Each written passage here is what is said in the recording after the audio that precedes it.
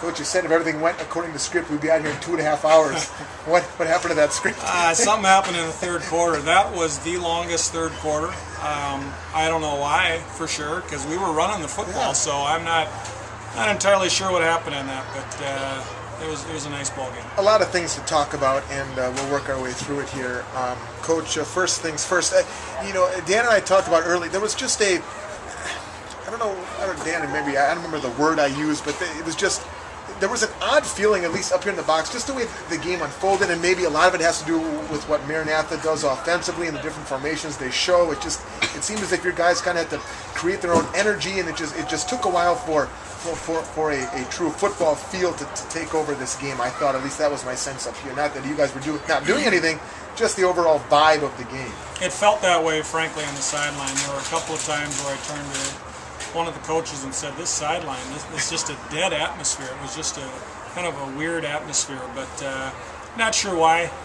For sure, I think I really don't know. I mean, last games of the year and senior day, and I really can't explain it, but it got going there pretty good towards halftime and then second half. You guys got off to a solid start. Anytime a team wants to try to make an upset, certainly on the road, you want to be in it early, and you guys, I think, came out and established what you wanted to do out of the gate and kind of sent that early message to the Crusaders. And that was important. We did not want to be in a situation where we were, allowing a team that we felt we were better than to just kind of hang around and gain confidence as the game moved along. So I thought we did a good job at maybe, I think, taking control of the game. You looked at some of the numbers, Coach, and on the ground, 45 rushes for 290 yards. And your offensive line, your sixth different offensive starting line in the last 6 games, and they created everything you could ever want of them for Larry and for Jesse. They really did a nice job. I thought we controlled the line of scrimmage. I would say that their number 61 is a very good football player, and he was causing us some problems pretty much throughout the day. He's very active. I don't think he's very big, 5'9", about 250 or so, but just an active kid. But beyond that, I thought the offensive line controlled the game, did a nice job.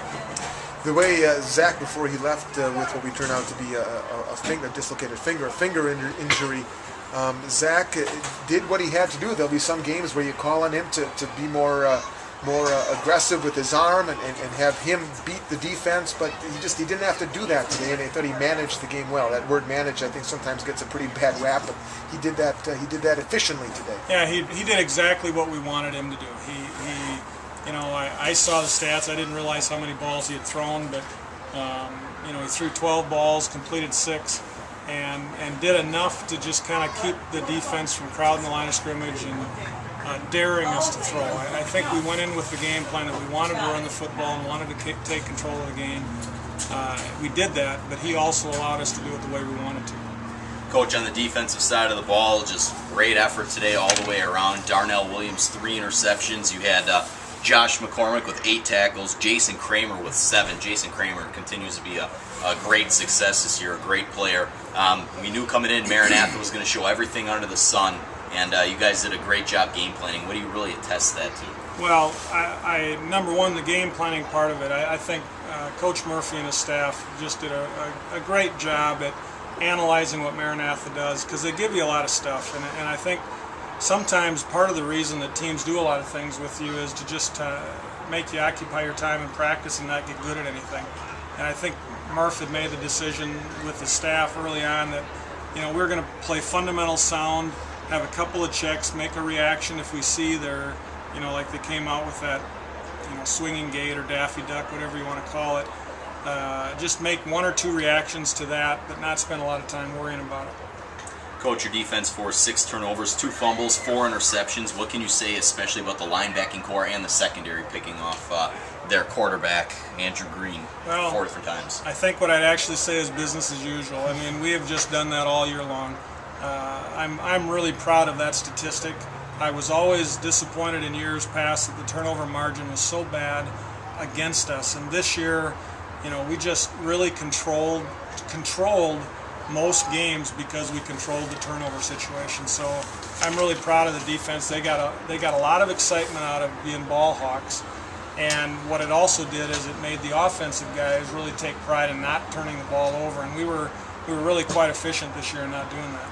And Coach, one final thing, all the good teams do it. You get points off of turnovers. After creating those turnovers, you put points on the board. That's exactly what you guys did today. Obviously, final game of the year. What does that say about the character of your team overall? Well, I think you hit it right on the head. I think our players really look at themselves as a quality football team, and I'm very excited as we go into this off season. You know, we're going to miss these seniors a lot. They're great people. I've loved working with them over the last several years.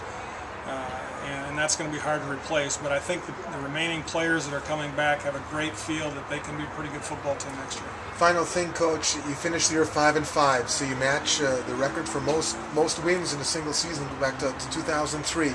But you have your first winning conference season at 4-3. And I want you to comment on something that Dan and I have been talking about since after Benedictine last Saturday and then throughout this game today.